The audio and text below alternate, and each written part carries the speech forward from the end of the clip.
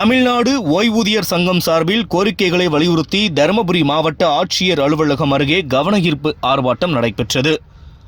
தமிழ்நாடு ஓய்வூதியர் சங்கம் சார்பில் அதன் கோரிக்கைகளை நிறைவேற்ற வலியுறுத்தி தமிழ்நாடு அரசின் கவனத்தை ஈர்க்கும் வகையில் தருமபுரி மாவட்ட ஆட்சியர் அலுவலகம் அருகே ஆர்ப்பாட்டம் நடைபெற்றது. இந்த ஆர்ப்பாட்டத்தில் மாவட்ட தலைவர் திரு ஆர்.என். வரதன் தலைமை தாங்கினார். மாவட்ட செயலாளர் திரு கே. கோவிந்தசுவாமி அனைவரையும் வரவேற்றார். கோரிக்கைகளை விளக்கி மண்டல செயலாளர் திரு ரத்தினவேலு உரையாற்றினார்.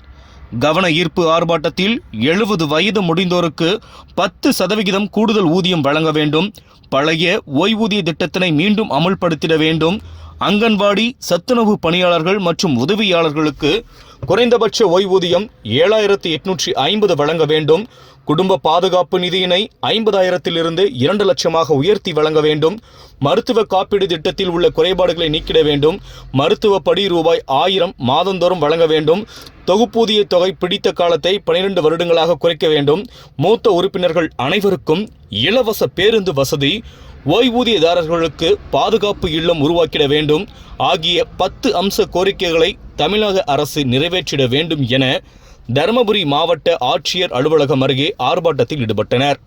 மேலும் இது கோரிக்கைகளை மாவட்ட ஆட்சியர் அவர்களிடமும் மனுவாக வழங்கினர். இக்கூட்டத்தில் திரளான ஓய்வூதியர்கள் கலந்து கொண்டனர். முடிவில் மாவட்ட பொருளாளர் கிருஷ்ணன் நன்றி கூறினார். அதிகாரிகள் சைன் பண்ண விட மாட்டாங்க. அரசியல் சிக்கிட்ட போய் சொன்னோம்.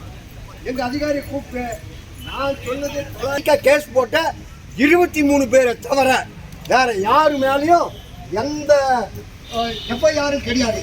எனவே மிஸ்டர் சேரலாதன் 3 மணிக்குள்ள அவங்களை ஜாயின் பண்ணி ரிப்போர்ட் பண்ணுன்னு கூப்பிட்டுருந்தா உண்மையான நடவடிக்கைன்னு சொன்ன பிறகு எங்களை சாயந்தரம் ஜாயின் பண்ணி விட்டாங்க. 63 பேரை எங்க டிபார்ட்மெண்ட்